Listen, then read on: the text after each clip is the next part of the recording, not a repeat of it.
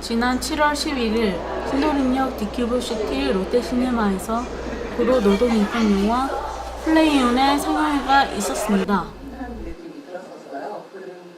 우리 그 SK 브로드밴드 이 정규직 지부의 조합원들이 방송을 하면서 이야기가 시작이 되는데 그 방송국인 브로 FM 그리고 이 브로 FM이 M의 공간을 내주고 실제적으로 그 활동 진행에 도움을 주셨던 브로 민중의 집 그 청 노동자들의 직접 고용을 보장하라는 내용의 소명하셨을 텐데 이걸 가장 중요한 요구로 내걸고 싸웠던 것이 바로 희망연대 노조입니다. 희망연대 노조 그리고 저희 브로그로서센터 그리고 이 서울에 남부지역 그 노동조합의 연대체가 있어요. 그래서 서울 민주노총 남부지구의 협의 이렇게 5단위가 모여서 오늘 이 영화제를 준비하게 되었고요.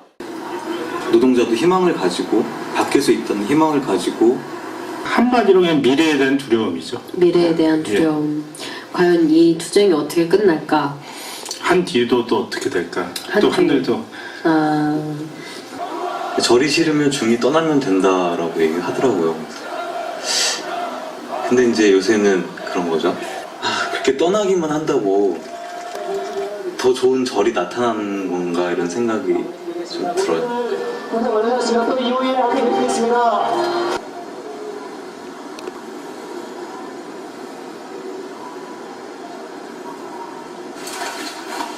영화 상영 이후에는 변두리 감독 외 출연진 및 관계자들이 직접 등장해 관객과의 대화를 이어나갔습니다.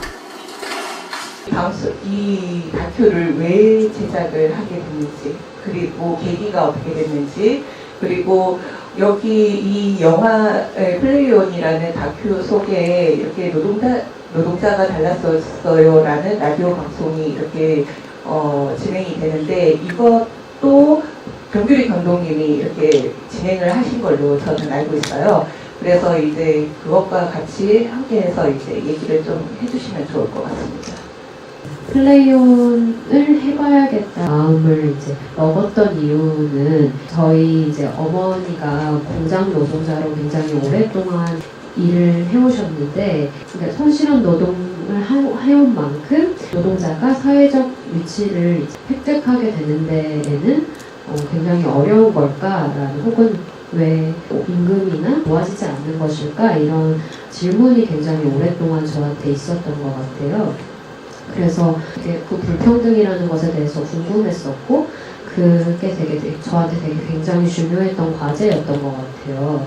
그래서 그런 것들이 불평등하다라는 이야기를 하는 사람이 되어야겠다라고 이제 마음을 먹었었고 그래서 이제 다큐멘터리 감독이 되자라고 생각을 했던 것 같아요. 근데 그 과정에서 저한테 이게 첫 번째 장편인 작업이거든요. 그래서 처음 다루는 작업은 내가 이렇게 생각을 하게 된 이유인 초기 노동조합에 대한 이야기를 다뤄보면 어떨까라는 것에 대한 이제 생각이 있어서 이제 플레이온을 이제 촬영해야겠다, 만들어야겠다라는 생각이 있었고 그때 당시에 제가 이 금천광명시의 분들을 2014년도 11월에 이제 만나게 되었는데 그때 이분들이 구로 민중의 집이라는 공간에서 이제 한 2주 전에 하시기 2주 전에 이제 파업을 어떻게 해야 할까 뭐 이런 기획 회의를 막 하고 계셨었어요. 그래서 제가 이제 그 모습에 약간 반해가지고 이제 여기 그 당시에 이제 구로 민중의 집에서 열의를 하고 계셨던 이 박은희 선생님께서 이제 그 선생님께 제가 연락을 드려서 이제 연락처를 달라 이래가지고 이제 섭외를 해서 다큐멘터리 제작 촬영에 들어가게 되었고 그다음에 이 다큐멘터리 내용 안에 나오는 노동자가 달라졌어요라는 방송은 제가 그 당시에 구로 FM이라는 지역 공동체 라디오에서 이제 라디오 PD로 활동을 하고 있었는데 그때 이제 그 마을 방송 같은 걸 운영하고 있던 때에 그 이 금천광명 지회분들을 만나가지고 저희 마을 방송에 한번 나와주세요라고 한번 요청을 드렸었어요. 근데 같이 이제 방송을 해보니까 너무 재미있는 거예요. 그래서 본인이 직접 나온 영화를 보면서 어떤 느낌이 들었는지 얘기를 들어보고 싶습니다. 네. 제가 이거를 플레이온 영화를 한 5번 정도 봤어요. 5번 정도 봤는데, 일단은 제가 나와서 일단은 신기하고, 여기 극장 외에도 홍대에서도 상영을 했고 각종 딴 데서도 상영을 많이 했는데, 볼 때마다 울컥하는 부분이 몇 군데가 나왔어요. 아까도 좀 울컥할 뻔 했는데,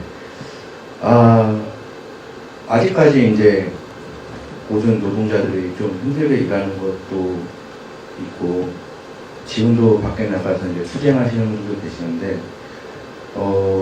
영화를 볼 때마다 좀, 사회 구조가 좀 옳은 길로 바뀌었으면 하는 그런 생각이 하면서 이 영화를 보면은 되게 괜찮을 것 같아요. 지금도 좀 감동입니다. 잘 만들었어요. 그래도 이제 화학 과정에 계셨던 조직부장님, 김수복 조직부장님께서는 이 영화를 보면서 어떤 느낌이 들었는지 간단하게 말씀해 주시죠. 네, 저희들이 힘들게 노조를 만들었어요.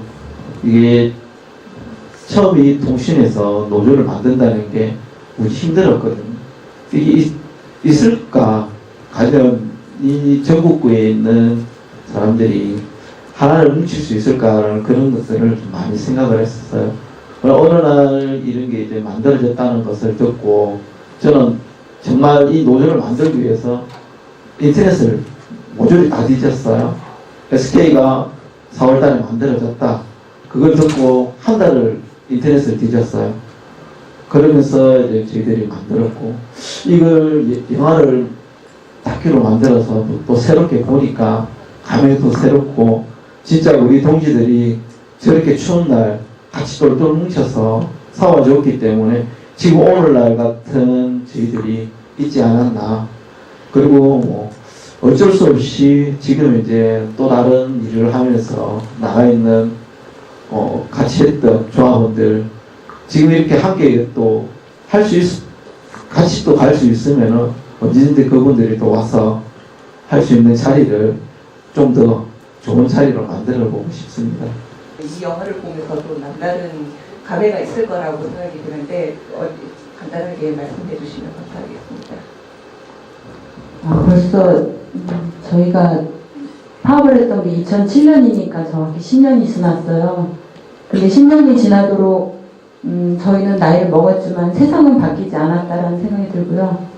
이 영화 초반에 현실을 보여주는데 전봇대 올라가면서 나는 기계가 아닌데 하는 말. 아직도 우리 현실은 비정규직 노동자, 하청 노동자, 그리고 딱히 비정규직, 정규직 나누지 않더라도 왜 이렇게 어렵게 살아나가야 되는지 아직도 숙제인 것 같습니다. 저희도 나름 510일 동안 치열하게 싸웠지만 계속 열심히 해야 될 거라는 생각이 들고요.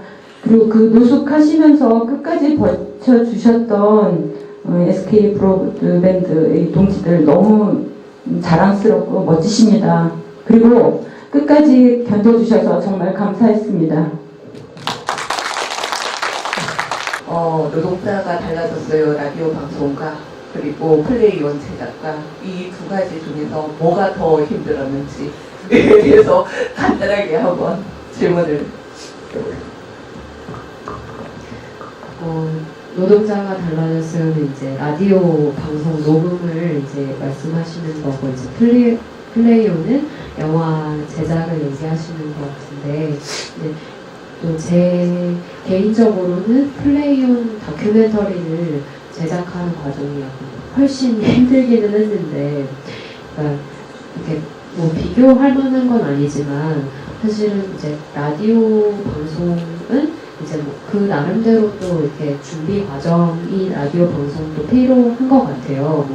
이렇게 대본을 만든다던가, 이렇게 게스트들하고 이제 질문을 같이 짠다던가, 그다음에 같이 나와서 이제 1시간이고 2시간이고 이제 녹음을 해야 하고 또 같은 날 계속 시간을 정해서 이때 녹음하자 이때 녹음하자 정기적으로 이렇게 계속 송출을 해야 되다 보니까 이런 약속을 지키는 것이 힘든데 이제 또 다큐멘터리는 사실은 플레이온뿐만 아니라 모든 다큐멘터리를 제작하는 과정이 한 짧게는 2년에서 길게는 4, 5년 정도까지도 이제 이 시간을 필요로 하는 작업이라고 하더라고요.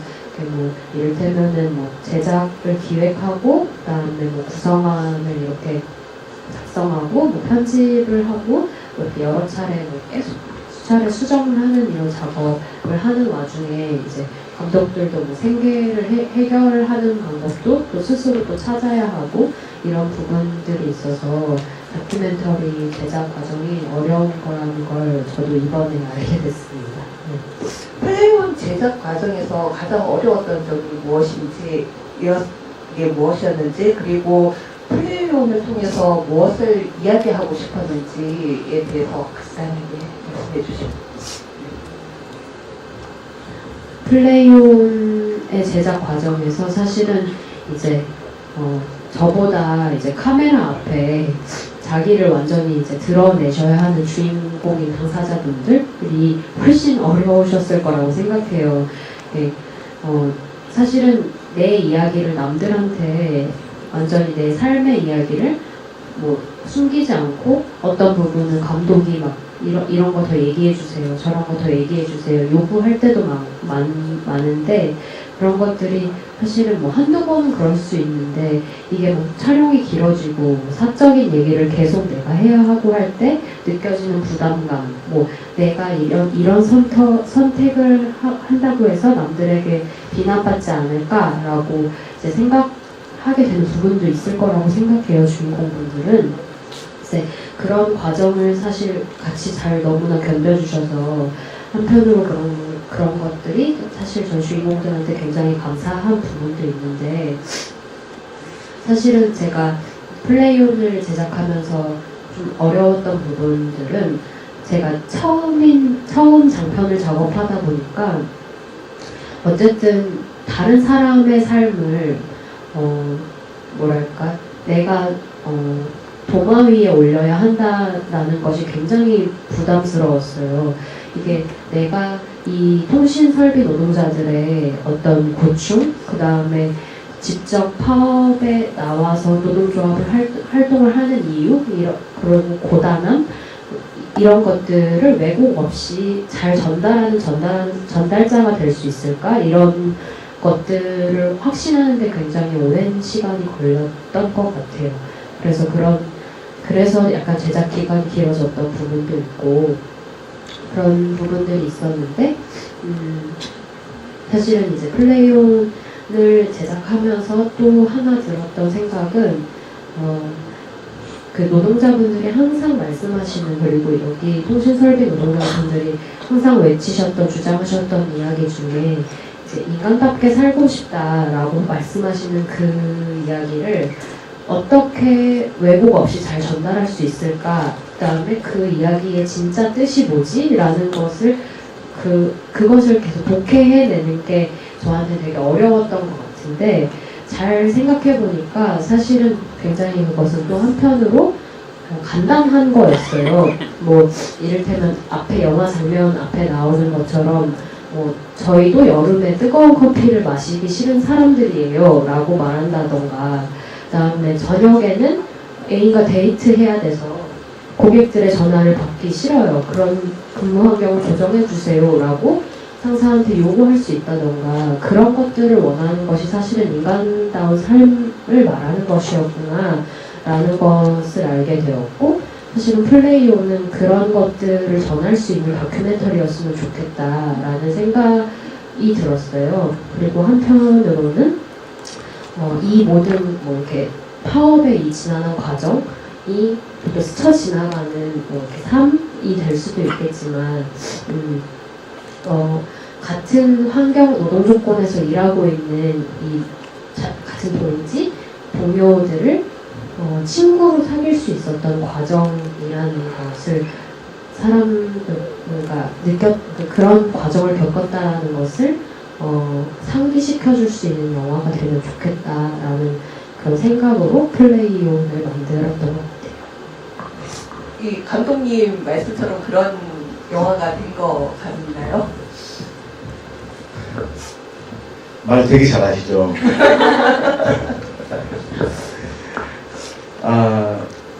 정말 고생을 많이 했어요. 감독님이.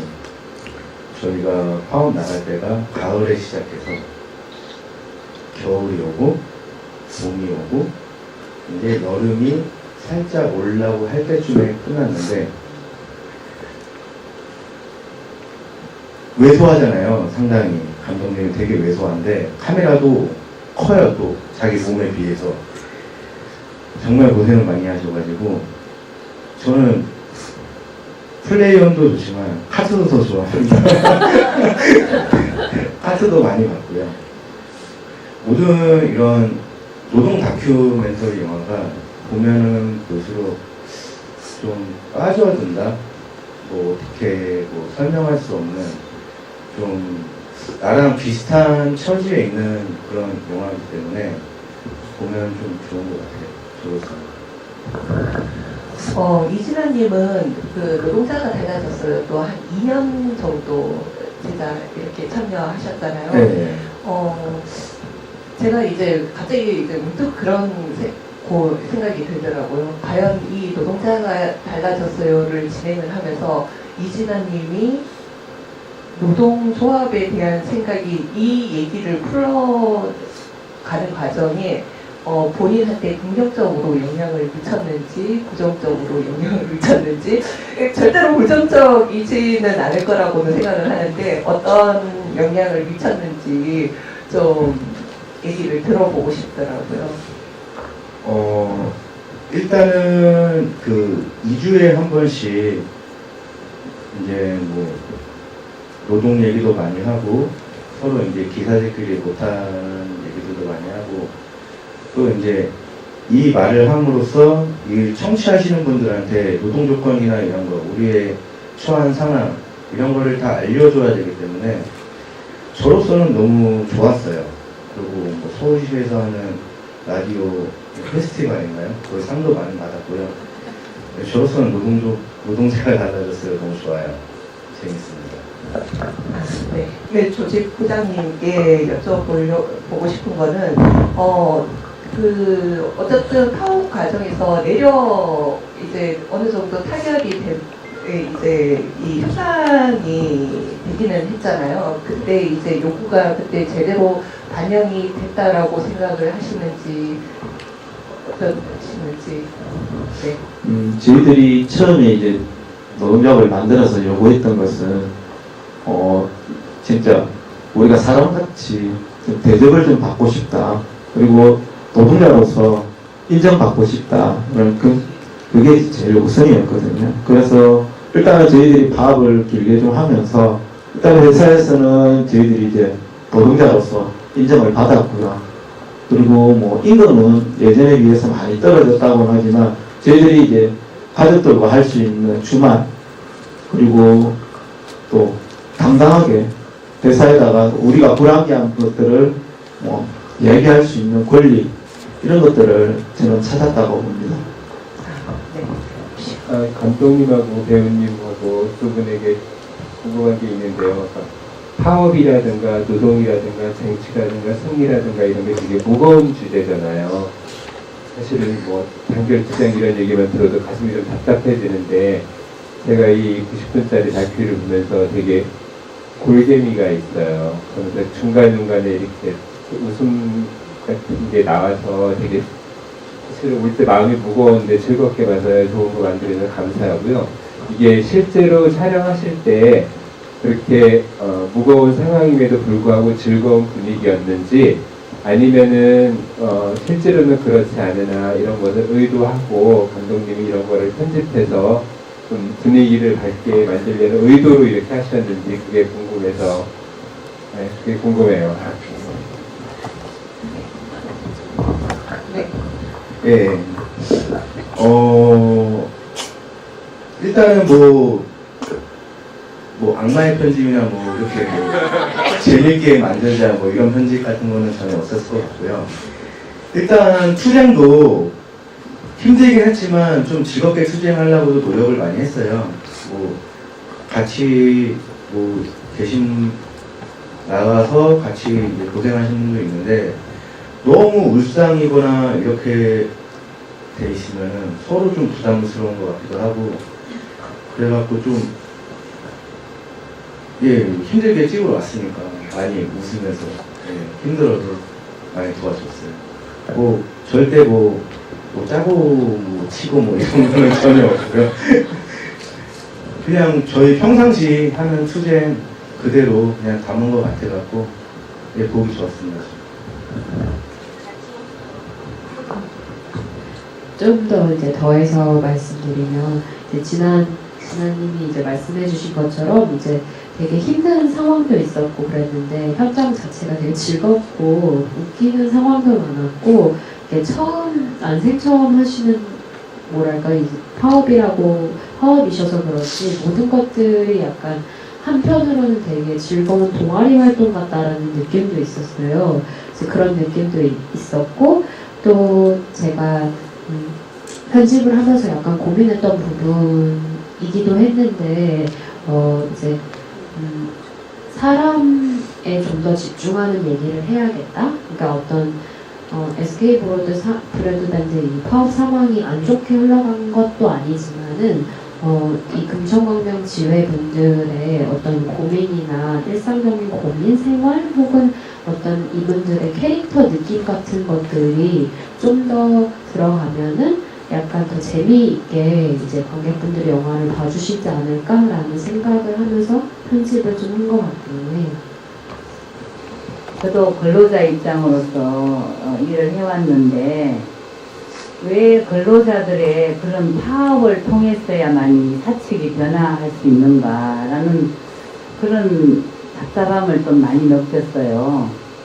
그리고 그 다음에 지금 현재 이진한 주인공님이 회사에 복귀를 하셨는데 복귀를 하시고 나서 그 이후에 회사에서 사측에서 근로자들에게 어떤 식으로 받아들였으며 그 직장 생활에 복귀한 후에 그런 거는 영화에 비춰지지 않아서 굉장히 궁금합니다. 그 복귀한 후에 회사에서의 받았던 처우라든지 대접이라든지 아니면 뭐 고뇌라든지 그런 걸 좀 듣고 싶습니다. 네, 일단 복귀한 지가 좀 오래돼가지고 잘은 기억 안 나는데 저희가 복귀를 할 때는 예전에는 없었던 임금안이나 단체 협약안이라는 게 생겼어요. 그 노동법하고 그 틀 안에서 모든 거를 하기 때문에 뭐 센터에서 있는 관리자나 뭐 센터장이나 이런 사람도 그다지 뭐 터치를 하진 않았어요. 뭐 터치를 했으면은 뭐 노동지침 갔겠죠, 신고하러. 그래갖고 그렇게 크게 달라진 건 없어요. 그러니까 급여가 줄어들고 이런 건 있겠지만 뭐 격주로 쉴 수 있고 빨간 날 쉴 수 있고 그리고 일단은 사측에다가 모든 걸 이제 말할 수 있으니까 그런 게 너무 좋아졌고요. 뭐 10년 동안 통신일 하면서 이렇게 뭐 이렇게 행복했던 적은 없는 것 같아요. 너무 지금 좋고요. 네, 너무 좋습니다. 달라진 건 크게 없습니다. 제가 오늘 이거를 보고서 정말 솔직히 가슴이 먹먹했어요. 지금도 좀 우리 아까 우리 사장님이 말씀하듯이 정말 이 파업이라는 이 자체는 정말 우리들한테 진짜 우리 옛날에 아줌마들 진짜 전국의 아줌마들이 들고 일어났던 거 아마 노동자분들 전국의 조사 다 알 겁니다. 그래서 제가 오늘 이거를 보면서 정말 옛날에 저희가 10년 전에 우리 자식들을 위해서 솔직히 아줌마들이 나왔어요. 우리 자식들을 위해서 무기계약직 정규직이 있어야지 우리 아들이 정말 엄마 아빠가 돈 벌어가지고 열심히 교육을 시켰는데도 정규직이 안 되고 무기계약직으로다가 갈 수 없기 때문에 우리가 나서서 해야 된다 했는데 그때 10년 전이나 지금이나 그렇게 달라진 거는 많지가 않아요. 조금 아까 이제 저한테 얘기해 주신 분이 저는 하듯이 노동조합 전 파업 끝나고 들어가서 뭐가 변했냐 하면은 저분도 말씀하셨듯이 별로 변한 게 없지만 그래도 좋다. 사실은 저도 그 얘기를 드리고 싶어요. 저희 같은 경우에도 노동조합이 있음으로써 저희가 솔직히 회사에서 당당하게 사측한테 야 우리 이런 거 필요한데 내가 해줘라. 노동조합이 10명일 때하고 20명일 때하고 100명일 때하고 이 사측은 틀려요. 우리들한테 대안이 자체가 틀리기 때문에 솔직히 노동자들은 서로가 힘만 뭉치면은 하나씩 바뀝니다. 그래서 제가 오늘 이제 여기 이 감독님한테 참 상당히 감사합니다. 이렇게 저희가 옛날에 카트 영화 찍을 때도 물론 저는 그랬지만 이렇게 조그만 체구에 이렇게 남자분들 이렇게 등치 크신 분들하고 같이 이 영화를 다큐멘터리를 찍었다는 것에 대해서 대단히 존경스럽고요. 거기에 나오신 우리 주인공분들 정말 아까 또 저쪽 남자분께서도 어떻게 이렇게 웃으면서 이렇게 할 수 있냐. 근데 이거는 파업하고 들어가서 있으면은 요즘은 그래요. 투쟁도 파업도 즐기면서 해라. 이렇게 저희도 요즘 그런 말을 자주 해요. 뭐든지 내일도 즐기면서 하고 집회도 즐기면서 하고 모든 것도 즐기면서 하면은 그게 다 나한테로 돌아오기 때문에 아마 이번 영화 찍으면서도 정말 그런 기본으로다가 뭔가 저는 우리가 어떤 말을 하면 해야만이 우리 이 영화를 보는 사람이 어떤 감동을 받고 어떤 거를 생각할 수 있나 하는 그런 마음에서 정말 정성으로다가 이렇게 저기 하신 것 같아서 나오시는 증언분들 정말 대단하고 존경스럽고 그렇습니다. 지금 보시면은 저희 아들도 제가 파업할 때는 고3이었는데 지금은 저는 30이 훌쩍 넘었어요. 그 정도로다가 세월이 흘러서 지금 보니까는 이 젊은 세대들이 정말로다가 이렇게 자꾸자꾸 뭉쳐가지고서 우리가 바라는 거를 입으로다가 큰 소리다 외치면은 하나씩 이러는 세상이 점점 변해가니까는 정말 좋은 일 같고 이 다큐멘터리 이렇게 저희만 보니까 점점 좀 넓게 다른 데서도 좀 많이 지방까지도 이렇게 공유를 해가지고서 많이 봤으면 좋겠습니다. 감사합니다. 좋은 그렇게 말씀 감사하고요. 뭐 감독님 굳이 답을 하시지는 않으시겠죠? 저에게 질문 받겠습니다. 네.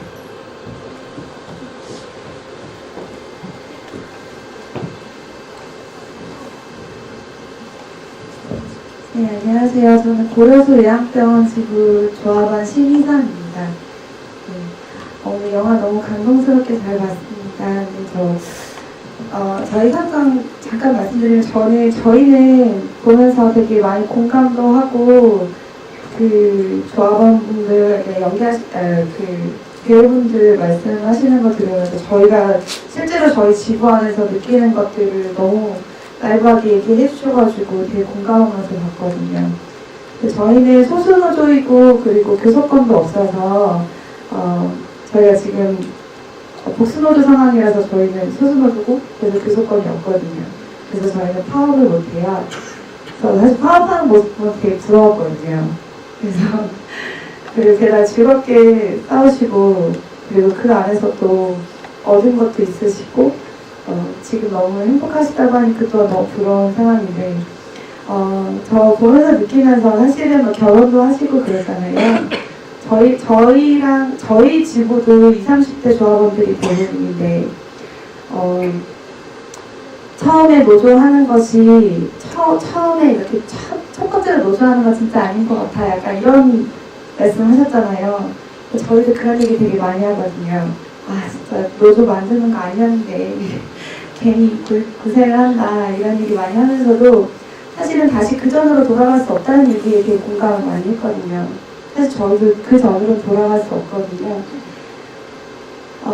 근데 한편으로는 지금 하면서 되게 힘든 거는 저희 이제 20대 이제 노동자들, 어찌 보면 이제 제가 물리치료사인데, 물리치료사를 이제 학과를 졸업하고 이제 대학 학생들이 이제 일을 하러 오는데, 그 친구들이 노동조합에 대해서 잘 모르더라고요. 저 또한 그랬었고, 저는 대여분께, 지금 이제 일을 시작하는 청년 노동자분들께 저는 이 다큐멘터리를 되게 강력 추천을 하고 싶거든요. 꼭 보시라. 그러면서 동시에 추천하고 싶은 게 노동조합도 꼭 가입하시라. 이 얘기를 꼭 진짜 전하고 싶은데, 저희 배우님은 지금의 20, 30대에 있는 이제 막 일을 시작하는 청년들에게 노동조합을 권유하면서 꼭 가입하시라 라고 하면서 뒤에 어떤 말들을 해주고 싶은지, 청년 노동자분들께 한마디 하신다면 어떤 말씀 해주시고 싶으신지. 네. 일단 저희가 파업 나갔을 때도 대학생분들도 많이 연대 많이 해주셨고요. 일단은 제가 이제 저도 30대이긴 한데 이제 사회생활을 이제 막 출발하는 이제 청년들한테 해주고 싶은 말은 제가 일단 노동조합이기 때문에 일단 뭉치면은 모든 게 다 된다. 혼자는 안 되는데 여럿이 모이면 된다. 그래서 할 거면은 같이 해라. 혼자 나서는 건 아니다. 라고 좀 충고하는 친구들 해주고 싶고요. 사회 청년들한테 좀 좋은 말을 해드리고 싶은데 저도 생각을 그렇게 깊게 뭐 청년들까지 생각해 본 적은 없어가지고 일단은 소수노조라고 하셨잖아요. 끝까지 버티면은 이겨요. 저희 희망연대 SK 브로드밴드 비정규직 조합원 지금 1,470명 정도 되세요. 근데 저희 이제 금천강명 같은 경우는 2명 남았어요. 조합원이. 저하고 지금 이제 아파가지고 이제 못 오신 분이 있는데, 저희도 어떻게 보면 소수노조예요. 소수노조고. 힘들어도 한 명이라는 조합원의 동지가 있으면 든든해요. 그래서 버티게 되는 것 같고, 혼자 못하면은 둘이 못하면 셋이 하면 돼요. 그거를 담은 게 뭐 청년 열정이라고 하죠. 네, 그렇게 하시면 언젠가 이제 좋은 세상 살아갈 수 있을 것 같아요.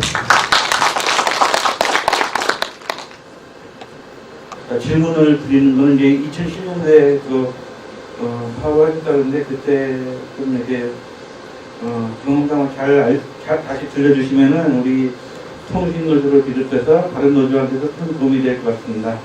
예. 예, 제가 좀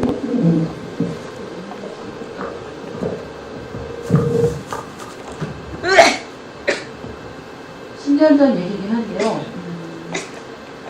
지금은 저희가 이랜드가 아니에요. 왜냐면 홈에버로 매각되면서 그때 저희가 투쟁이 시작된 거고, 노무현 대통령께서 비정규직 눈물을 닦아주겠다고 하면서 보호법 만드셨는데, 이런 이랜드 그 박성수라는 회장이 저희 시흥점에 있던 한 분을 제일 먼저 해고를 했기 때문에 그게 일파만파 커져서 결국은 우리가 다 같이 똘똘 뭉쳐서 싸운 거고요. 저 같은 경우는 2006년도에 입사했기 때문에 진짜 새내기였어요. 그래서 제가 노동조합이 뭔지 잘 감도 잡지 못한 상태에서 어쨌든 파업을 같이 하게 된 게, 옆에 언니가 해고가 됐어요. 그것도 2주 전에 이제 알려주기 때문에 2주 뒤에 이분은 해고라는 거를 받아들이고 1인 시위를 결심을 하시더라고요. 근데 알고 보니까 그 다음번에 계약해야 할 사람이 저였는데, 이제 나도 내가 선택하는 게 아니고 회사가 나를 선택하겠구나. 내가 원하지 않더라도 난 이 회사에서 잘릴 수도 있구나. 그 생각을 하니까 갑자기 화도 나기도 하고 이 언니가 되게 존경스러워 보이는 거예요. 1인 시위를 하겠다고 조합에 가입하시면서 그런 말씀을 하셨을 때, 내가 작게라도 힘이 되어야겠다. 나라고 회사가 나를 예쁘게 봐줄 리 없겠구나 하는 생각 때문에 이분이 1인 시한다를 때 곁에서 1인 시 같이 도와줬고요. 그리고 이 언니가 막판에 결국은 해고가 되시고 저희가 끝까지 함께 하겠다고 하면서 제가 그때는 이제 계산대에서 마감 업무를 많이 했거든요. 그 이제 또 야간 수당도 들어오고 좀 돈도 된다 그래서 갔는데 저 없으면 회사가 어떻게 굴러가지? 그 고민을 하면서 결국은 파업을 선택하게 됐어요. 제가 뭐 어떤 중대한 결심을 하고 이게 아니고요. 나도 내가 먼저 시작하진 못하겠지만 옆에 있는 사람 손을 잡아줘야겠다. 그리고 옆에 분이 힘을 낸다면 언젠가 내가 그 일이 닥쳤을 때 그분도 나와 내 옆에 같이 있어줄 거라는 그런 생각 때문에 같이 하게 됐고요. 처음에는 월드컵점에 저희 김경호 위원장님과 함께 같이 들어갔습니다. 시작은 1박 2일이었어요. 우리가 무슨 점거를 해서 파업을 해서 승리해서 이게 아니고요. 저희는 비정규 보호법 그 시점에 맞춰서 우리는 2년 이상 됐으니까 정규직 시켜달라.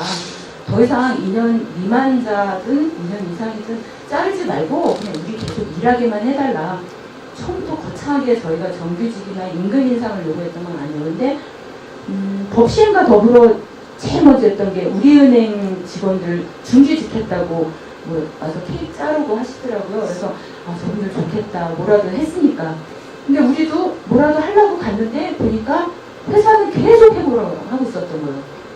그것도 법 시행하기 전부터였기 때문에 어떻게 보면 편법적으로 비정규 보호법을 비켜가기 위해서 정규직시켜주지 않기 위해서 했던 거예요. 그래서 이건 아니다. 우리가 바라보던 법은 우리를 보호하기 위해서, 약자를 보호하기 위해서 있다고 했는데 우리는 왜 월드컵 전에 들어왔는데 우리가 계속 해고 소식을 들어야 되고 당신네들이 불법 파업하고 있습니다. 이런 소리를 들어야 되고 그래서 위원장님을 말렸어요. 1박 2일이 아니라 이거 해결될 때까지 있겠습니다 하면서. 그리고 월드컵에서 한 20여일 있다가 모두 다 공개적으로 방송 타면서 다 들려 나갔어요. 위원장님과 더불어서. 저희는 지금도 후회하지 않고요. 그때는 내 직장 잘리지만 말고 계속 일하게 해달라 이거였거든요. 근데 어느 시점에 저희가 참 배웠던 게요. 내 자식한테 더 이상 비정규직 물려줘서는 안 된다 이런 말들을 자연스럽게 얘기하게 되는 거예요.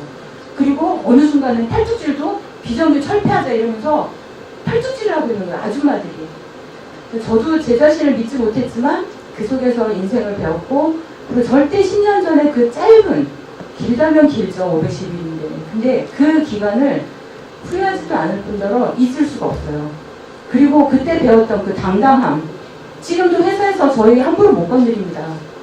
왜냐하면 우리는 그때 끝까지 버텼고 혼자가 아닌 여럿이 함께 같이 버텨준 거예요. 그리고 그때 연대해 주셨던 모든 분들을 기억하기 때문에 지금도 저희는 동네에서 있든 좀 멀리 떨어지든 조금 더 신경 써서 찾아뵈려고 하고 그래도 저희가 이제 받았으니까 갚아야죠. 은혜는 갚아야죠. 진짜 그러면서 노동조합 하는 게 너무 자랑스럽고요. 그리고 아까도 얘기했듯이 아들한테 딸한테 당당한 엄마이고 싶어서 지금도 회사에서도 계속 요구를 합니다. 처음에는 내 개인을 위해서였잖아요. 자르지 말고 저 일하게 해주세요. 근데 지금 보니까 내 직장이 너무 최저임금과 가까운 그 임금을 10년 넘게 받고 있는 걸 알면서 이러면 안 된다. 회사가 비전이 있어야 젊은 사람이 오는 거 아닙니까? 그래서 이제는 당당한 목소리를 내고 있고요. 어쨌든 최저임금 1만 원 시작은 좀 험되게 보이겠지만 그거를 해야 돼요. 앞으로 우리 미래를 위해서. 좀 말이 길어지긴 했는데요. 저는 절대 노동조합을 오바마 대통령 말씀하셨잖아요. 나와 가족을 위해서 노동조합에 가입하시라고. 여러분들도 최소한 왜 그렇게 얘기했나 한 번쯤은 고민해 보시고요. 그 기회가 오신다면 꼭 그거를 선택하셔서 당당한 내 삶을 좀 살았으면 좋겠습니다. 다른 출연해주신 분들의 이야기를 하는 게 남의 이야기, 남의 삶에 들어가서 그 사람들의 모습을 찍고 기록을 하는 되게 책임감이 막강한 그런 일이잖아요. 근데 그분들이 본인들의 이야기를 그렇게 감독님을 믿고 말씀해 주신 게 정말 신기했어요. 그래서 그 출연해주신 분들이랑 감독님이 어떻게 어떤 신뢰 관계를 어떻게 맺었는지 그 관계를 맺을 때 어떤 거에 중점을 두고 다가가셨는지에 대해서 궁금합니다. 제가 어떻게 다가가?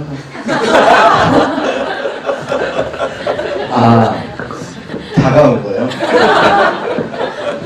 저희가 이제 노동조합을 결성을 하고 맨 처음에 이제 저희 17명 조합원끼리 맨날 이제 회사를 어떻게 바꾸지 하면서 맨날 회의를 갔어요. 민중의 집으로.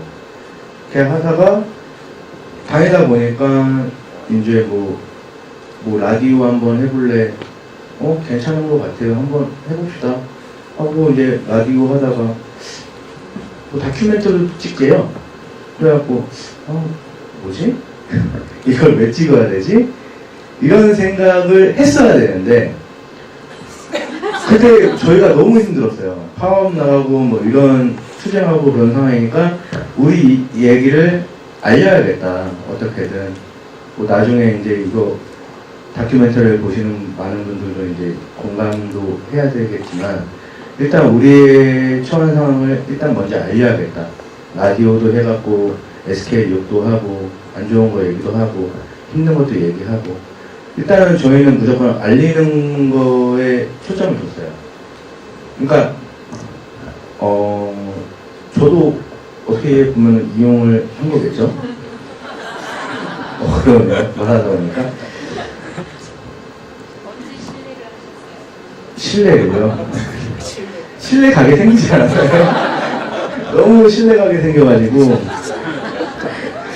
일단은 뭐 이렇게 다가와서 뭐 진아님 왜 혹시 다큐멘터리 뭐 똑같아요. 말하는 말투가 진아님 왜 다큐멘터리 혹시 찍어도 되나요? 어떤 얘기인데? 뭐 우리 투쟁하는 거 얘기해요. 막 이렇게 얘기를 해요.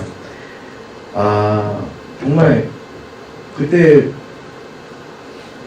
다가올 때 저희한테 다가올 때 다큐멘터리 찍자고 다가올 때 절실함도 느꼈고요. 이분한테 이분도 다큐멘터리 이렇게 하면서 인지도도 쌓고 뭐 이렇게 뭐 커리어도 올라가고 막 이런 거 하잖아요.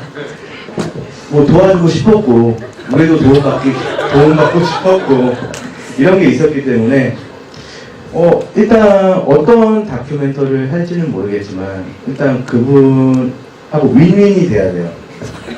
윈윈이 안 되면은 좋은 다큐는 사람들을 뭐 울리기도 해야겠지만 웃기기도 해야 돼요. 뭐 너무 일방적으로 너무 안 좋은 것만 얘기하고 너무 이런 것만 얘기하면은 좋은 다큐멘터리가 나올 수는 없을 것 같고요. 그 사람하고 일단은 다가가서 얘기도 많이 하고 서로 이렇게 하시면은 좋은 감독님 되실 것 같아요.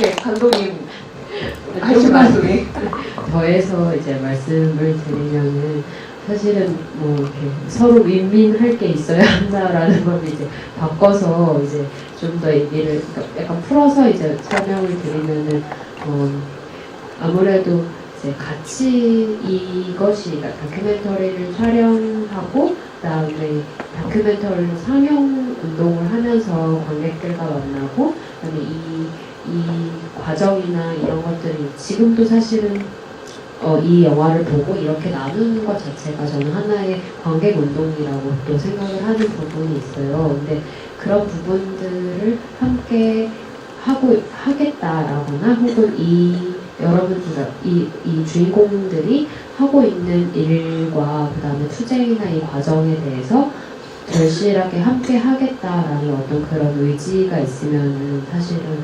괜찮지 않을까, 서로 믿게 되지 않을까, 그런 신뢰관계가 쌓이지 않을까라는 생각이 들어요. 그런 거 잘 하실 거라고 생각합니다.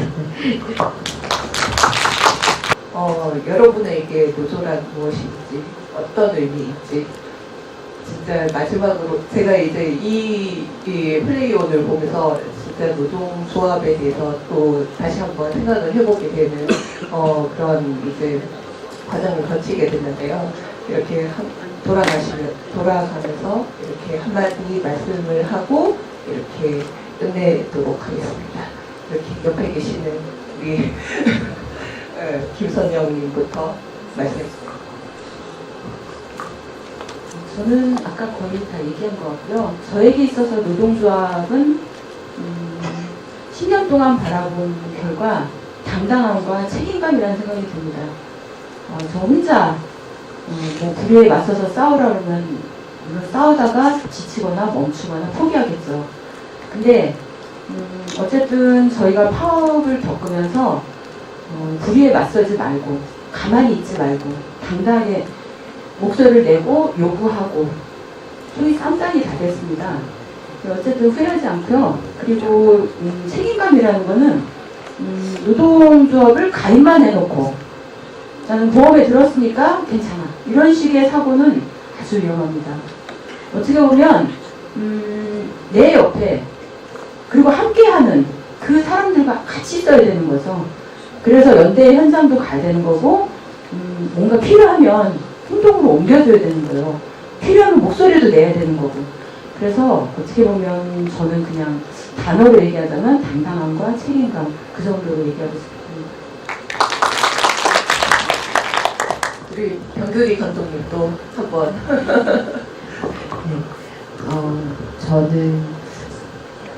저는 노동조합을 제가 한 것은 아니지만은 이제 과정을 지켜봐온 사람으로서 감히 이런 거 아닐까라고 이제 말씀을 드려보자면은 자신의 목소리를 찾아가는 과정이 아닐까라는 생각이 들었어요. 처음에는 뭐 자충우돌도 있고 뭐 들랑 싸우기도 하고 뭐 이런 과정을 겪으면서 내가 진짜 아까 사무국장님이 말씀해 주셨듯이 내가 하고 싶은 이야기를 할 수 있는 당당함을 갖게 되는 거라는 것이 노동조합 아닐까 이런 생각을 했었고, 그다음에 또 이제 한편으로는 저한테는 이 과정을 지켜보면서 노동조합은 친구를 만드는 과정이기도 한 것 같다라는 생각이 들었어요.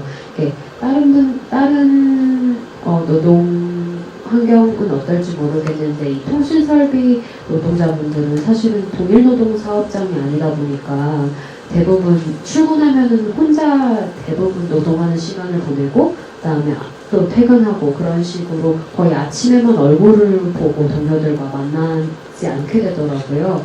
근데 노동조합을 하면서 서로 가정사도 알게 되고 이런저런 농담도 하게 되고 이런 것들을 보면서 같은 일을 하는데 친구가 생기는 게 또 한편으로는 노동조합이 아닐까 이런 생각도 들었습니다. 감사합니다. 김수복 대표님.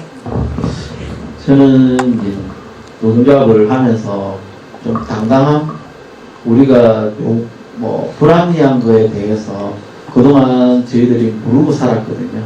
저희들이 처음 노동조합을 하기 전까지만 해도 센터에서는 우리에게 일하는 시간과 끝나는 시간이 없었어요.